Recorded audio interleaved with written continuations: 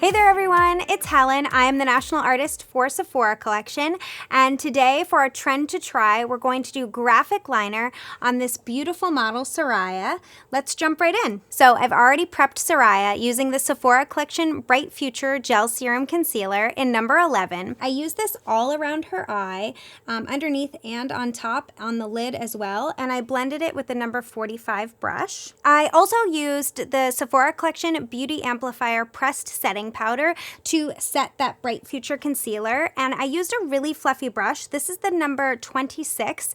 That's just so you don't get too much powder, and so you can still have some playtime if you need to correct or need to go over any of the liner with a little bit of the concealer. The next step is to map out your liner and where you want it to go. So I love to use an eyeshadow for that, and this is the Sephora collection I Love eyeshadow palette in bright tones.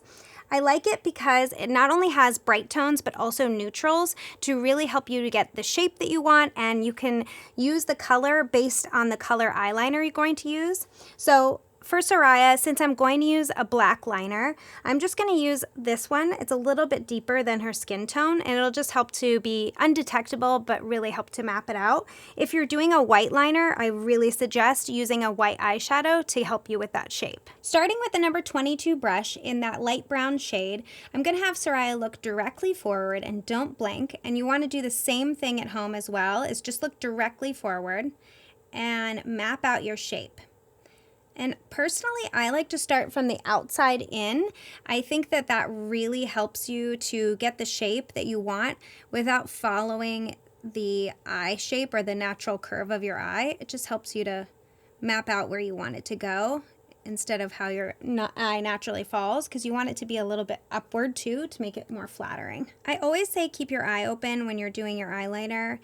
Even if it's just a cat eye, it really helps you to get that lifted shape. So you can kind of see how that's starting to create a graphic line, but it's not finished yet. So now she's going to close her eye. And I'm just going to put it on this outer edge here. And that way you know exactly where I'm placing it and how thick I want that line to be. One thing with liner that's essential is really knowing how thick the line can be. If you have an eye that maybe is not quite as smooth, or that has a bit of a hood. I have a hood to my eye, so it's a little bit hard for me to do a liquid liner, so I really love to map it out using this, and it also helps to know the thickness, because if you go too thick, it's not going to look like a graphic line. It's going to look a little wonky. Okay, and open. So with Soraya, it's actually not going to be a straight line right across. For anybody who has a little bit of a hooded eye, you want to make it look like an airplane shape so that when she looks straight forward, it looks straight. So close. So it's going to have a little bit more of a straight and then down, which looks more like an airplane wing.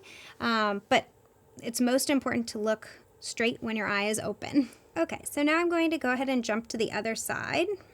Okay, I'm just going to go ahead and check her for symmetry, and then we can go ahead and move on to the next step. Now comes for the tricky part, tracing over where you just mapped out your line. So I'm going to use the Sephora collection Hotline Brush Tip Liquid Liner, and this is in black, and it is a really nice brush tip, so you have a lot more control over how much ink comes out, so it'll stay really nice and fine for you. With this eyeliner, you really want to make sure you've shaken it so you get all the ink down at the tip.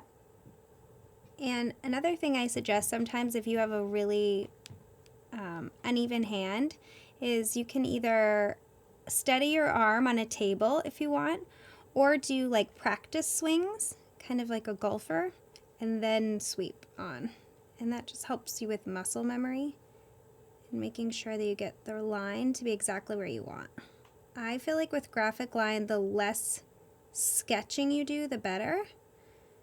It just helps you to have that smoother line, and so you don't have to go back over it so many times.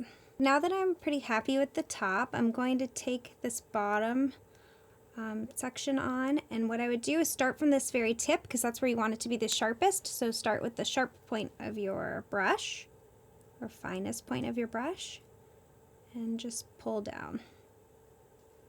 And you can fill in from here as you want. I love this liner because it does not peel, so you can really go over it again and again and again, and you won't have any issues. And open for me. Okay. And now I'll finish by going over the top. Sometimes you might need to do a tight liner as well to really make sure that it's worked into the lashes, but let's just see how this looks.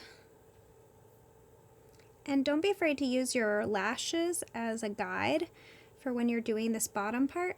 It's just like you're doing a cat eye. And you can really press against your lashes to get a good guide so you don't get too thick. So I see a few areas where the line could just be a little bit sharper or that I did a little squiggle. I see one right here. It's just a little bit blurry in here. And then there's like a little dot right there. So what I do is I take a tiny bit of concealer and I really just work it into the brush so there's barely anything on there, and lightly go over it using that Pro Concealer brush number 45. And that's it. Okay, so now I'm going to go ahead and move over to the other side and try to get as sharp and as symmetric of a line as possible. Okay, so looking at symmetry here, I think the one thing that bothers me is it's a little bit thinner here than it is here. So I can either make this side a little thicker, and if you're having a hard time getting the line to be smooth, you can always go over it using a really sharp liner brush like the number 22 with the black eyeshadow, and that will help to smooth it out. Or you can take a little bit of waterproof makeup remover and the number 45 brush again and just gently remove up top to get that thinner line. And I always wipe off any black that I'm getting onto my hand to make sure that I'm not smudging it everywhere. The last step for our graphic eye is the Sephora Collection LashCraft Defining Mascara. I chose this mascara because it is a little bit more defining than it is volumizing, so you can really see the work that you did, so you can get the maximum graphic eye look. And I really love to wiggle to get a lot of the pigment and the product at the base of the lash, and then you can comb it outwards. And that's how you get the most defined and voluminous looking lashes. I also feel like it helps to add a lot of length the slower you go when you pull through. And I always like to get the ones right on the inner corner there if you can. And I'm just finishing off these bottom lashes. Just do this one too. Add one more coat. There you go. And this is the final look. Thank you so much for watching. Please let us know if you've learned some tips and tricks in the comments below, or if you're going to try this on yourself. And we look forward to seeing you next time. Bye. Bye.